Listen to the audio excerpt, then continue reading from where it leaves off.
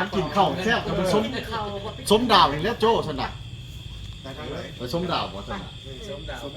มีดาวลายได้โอ้ส้มดาวส้มดาวนี่ก็หักแซ่บมักแล้วจัดไปรอบดาวเดือดเข้าไปโอเคเดี๋ยวห่างกันกันแม่กาแฟมาพี่เลยดิแม่ละวะเอาจันมาพี่อีซี่นะคู่เลยว่าเป็น Thank you very much wow so nice แขกเพิ่นย้ายโตให้เพื่อสิได้นั่งนำกันเนาะสองจานมีตะวันตกเก่งThank you โอ้คุณนี่ดีเว้ยซีได้เด้อซีได้4 8โอ้ perfect ไหนเนาะคนบ้านนอก FC เพิ่นมาจากฝรั่งมาเยี่ยมมีไอ้ตุ้ยไอ้รัดใจดีพากันมากินพิซซ่า FC เพิ่นอยากมากินห้านที่ว่าไอ้โจ้เคยมากินเนาะเพิ่นอยากตามความฝันเพิ่นที่เห็นนำคลิปเนาะ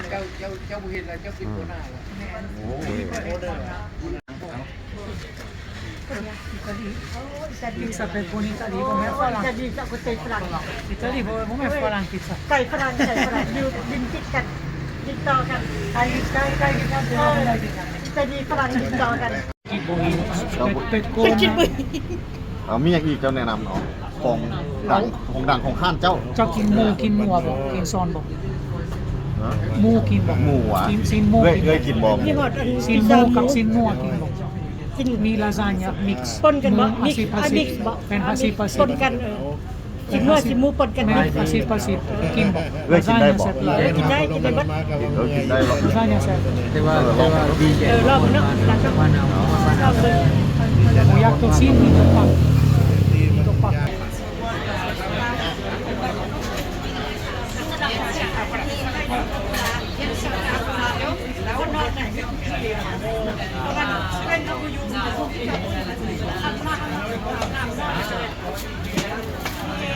เซฟไลตัวนี้คันยูรีเป็ดมีเป็ดเครื่องกินอันรักเครื่องกินอันอิตาลีคันยูรีใส่โจ้เด้ภาษาเราเก่งโจ้ดิโจ้นี่เนาะพอเรามาแล้วมีกลุ่ม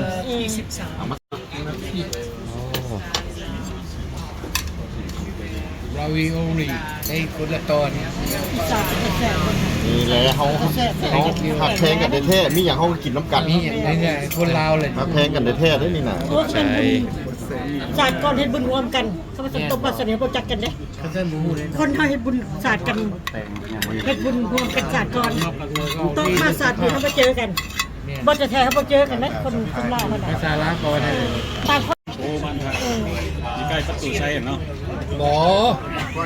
อยู่กลางเลยตลาดเศร้าตลาดเศร้าเลยมองพวกเจ้าไปรอดที่นั่งมันตลาดเศร้าคืออายุสาวรีไม่เหมือนกับแท้บ่ตลาดเศร้าเมืองเฮาเนาะนี่ล่ะไปดูร้านนี่ล่ะอันโดนาเศร้าปลายล่ะแม่แต่$100ได้2ล้านแต่ละมื้อจ่ายเงินแบบ10ทีนั้นอันนี้เนาะจะเป็น FC ของคนบ้านนอกแต่บังเอิญได้มาเจอกันโดยที่ว่าบ่ได้คิดนัดกันเนาะออกม่วนซื่นหลาย8กว่าคนเนาะได้มาเจอกัน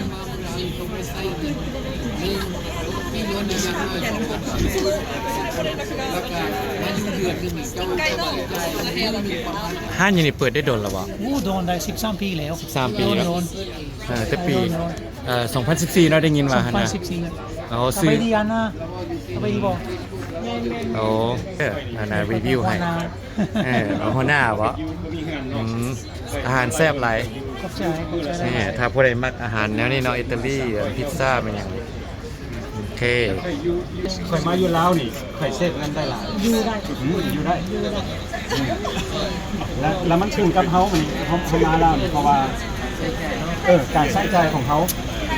แบบเพิ่นเว้าล่ะท่านสมมุติว่าเงินเดือนเขา$1,000เขาสิออกไปกินแบบฟุ่มเฟือยนี่เขาก็ บ่พอ ยัด เขาก็ต้องกินถ้าเวลาก็ต้องประหยัดแล้วคนมันมีเงินพออยู่แล้วเนาะ อีกอย่างหนึ่งคนอยู่ประเทศลาวคิดว่าประเทศลาวตัวเองมีเงินหลายบางคนก็จะแบบคนมาในต่างประเทศเนี่ยคิดว่าหากินชีตีนชีมือกินแล้วเมื่อเขาก็ใช้จ่ายเดือนกับเงินแล้วยิ่งเมืองลาวเนี่ย เขาต้องการดินเขาต้องขุดหนองเอาดินคือมดถมเอาดินคือมดถมเขาอยากได้ดินเลยไปถมแล้วไม่พอเอาดินอื่นเข้ามาตอนนั้นมาแต่มาต่างประเทศใหม่โอ้ลูกปืนหลายเลยเอามาเลยมันอยู่โดนไปแล้วโอ้ my god ไม่ค่อยเห็ดเด้มาอยู่3 เดือนเห็ดเงินเมิดกลับคืนแล้วพนิดคุณมาอีกกลับมาอีกคอยเห็ดไปเห็ดมา10 ปลายปีก็เลยได้ซัมนี่นี่แหละแต่รอที่เท่าที่เห็นที่เจ้าเห็นนี่แหละ มิวเซียมไปเที่ยวที่วัดบางเอ็ด เดี๋ยวนี้จะได้เมียเดี๋ยวนี้นะเกี่ยว โอ้ยจะได้เมียประหยัดอ่ะจำใจเยอะ เออ บ่ยากเราเป็นเมียดิบ่ยากเราเองบอกซื่อ ผมไม่ได้เสีย เราเองบอกซื่อ ม่วนหลายได้พบกับแขกมาแต่ฝรั่งได้พบกับไวรัสใจดีคนบ้านนอกเนาะไอ้ตุ้ยน้ำบ่ได้นัดกันเนาะมันบังเอิญก็เลยได้มาเป็นกลุ่มใหญ่ๆ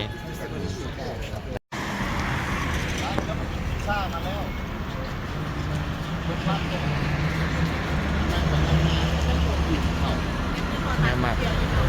เลยว่าโอ้มีท่านหนึ่งแซ่บเขาเปลี่ยนจ้อง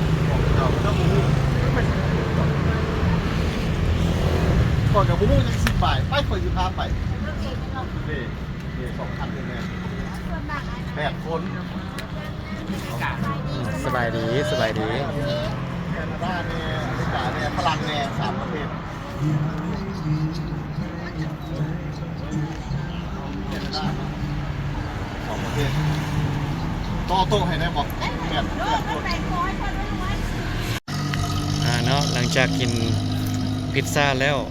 ไอ้รัดใจดีพามากินข้าวเปียกอยู่แคมป์ทางห้านแซบว่าซั่นเด้ มื้อสวยนี่กินเฟอร์แซ่บแล้วตัว แซบ มื้อนี้เขาวเปียกแซ่บ มันมีเส้นน้อยเส้นใหญ่เอาเส้นใหญ่ เขาวเปียกจ๊อกนั่นแหละถึงแซ่บ ข้าวเปียกจอก เออ โอ้ตัวหมูหั่นบ่ โอ้ตัวนั้นแซ่บตัวอื่นนายบุญฮู้ โอ้เส้นซีมันรีวิวไก่ให้ด้วยซั่นน่ะ ใกล้นี่ไอ้ฮู้บ่ได้แต่จ๊อก เนาะก็กลุ่มเก่า8 คนมานำกันหลายคนรู้สึกมีความมวลซื่นหลายอันนี้มาแต่ฝรั่งเศสคนบ้านนอกเนาะหลายคนก็จะฮู้แล้ว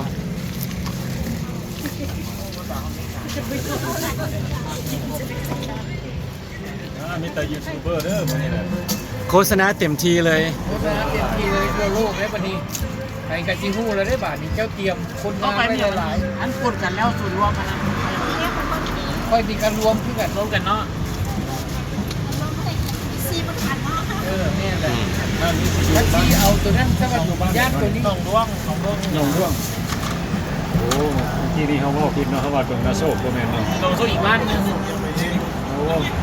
น้องร่วง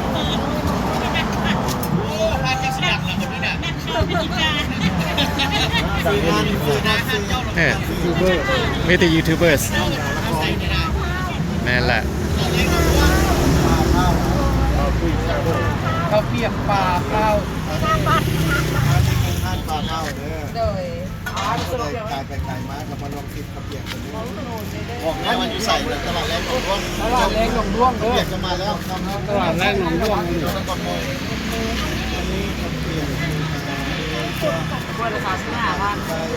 เฮ็ดผมเบิ่งทั่วโลก YouTube จะได้เบิ่งหมดอ่ะถูกต้องเจ้าเบิ่ง YouTube ไม่มีเวลาที่ไปขาดอยู่ใจเจ้าเบิ่งคนบ้านนอก YouTube เขียนคนบ้านนอกภาษาอังกฤษเดี๋ยวผมก็สิออกแล้วก็มีอันเปาตุ้ยมักเที่ยวแล้วก็มีอัน ดาวละครมี3ช่องเซ็ตต่างประเทศเพิ่นบอกเพิ่นแน่ว่าจุดนี้อยู่ไส อยู่นี่อยู่หนองด้วง ตลาดแรงหนองด้วง ตลาดแรงหนองด้วงก็ได้อยู่ตัวตลาดเด้ออยู่แคมป์ทาง ดังเลย วันที่ว่าสี่แยกตรงนั้นสุกตรงนั้นสี่แยกอย่างเงี้ย สีแยกไฟแดงสีไฟแดง ไฟแดงหนองด้วงเด้อ ขึ้นมาทาง ชุ ต ด ลาด ป้อมตำรวจป้อมตำรวจเนี่ย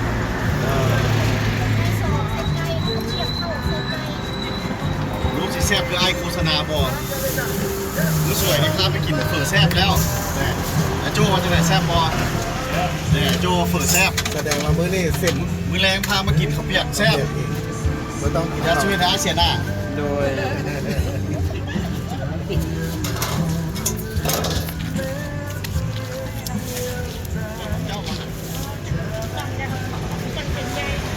เนาะเราก็จะได้มารีวิวห้านอาหารข้าวเปียกที่แคมป์ทาง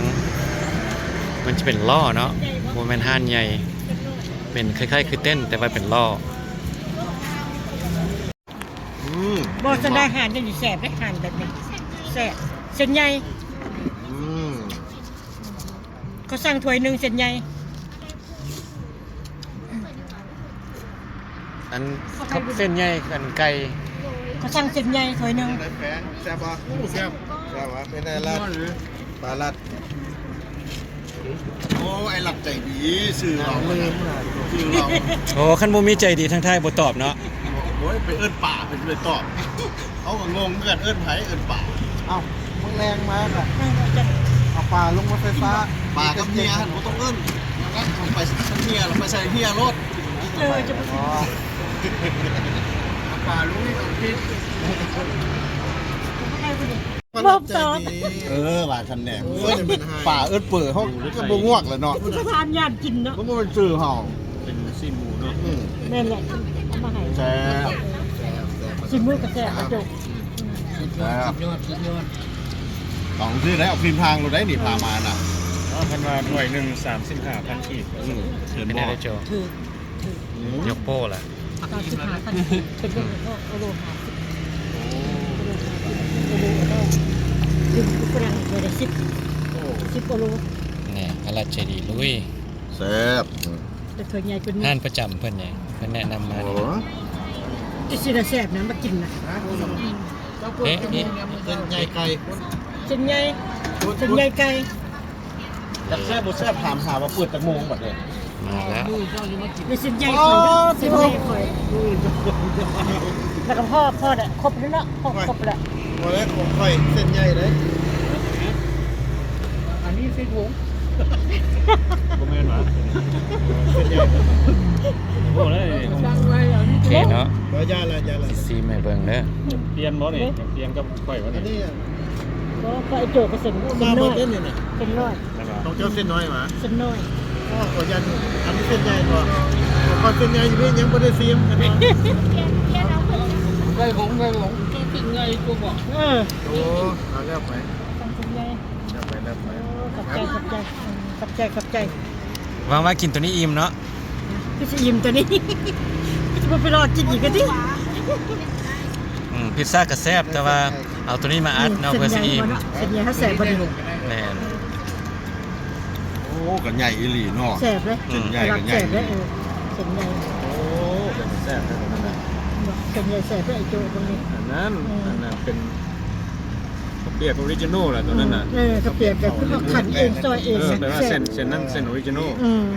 เส้นนี้สิเป็นเส้นแบบมาจากบริษัท แมน อันนั้นเส้นอันลุงดั้งเดิม อันสาวดาวละครแห่งมักได้นี่เด้ บนหนาวโอ้หมอนี่เห็นแล้วแซ่บมาขึ้นฮอดเมียเลย บ่แท้เพิ่นมักเส้นใหญ่ บ่ปรุง กินอ้างแล้วได้นี่เด้ เห็นไว้ท้องกินอ้างสาวดาวละครเนี่ยเส้นใหญ่เรามัก อ่างเพิ่นบ่ ดาราซ่องเด้ มาเด้อมากินกระเปียกเส้นเด้อกระเปียกเส้นใหญ่แซ่บ ข้าวเปียกอันน่ะ ยอด ถ้วยหนึ่ง35,000บ่แพง แล้วมันถามว่าเปิดจากโมงกัน ราคาบาทเท่าบ่แพง มันมีกลิ่นหมูมันมีไก่ลูกมันได้เลยการในที่เขาเปลี่ยนเขาก็เป็นเชฟเนาะ กินพิซซ่าบางที โอเคเนาะเขาก็กินข้าวเปียกแล้วแล้วก็คิดว่าจะเลิกลากันกลับบ้านไปพักผ่อน อืม นอนซะเจอกันใน Facebook โอเค โอเค แล้วคลิปหน้าเจอกันใหม่เด้อ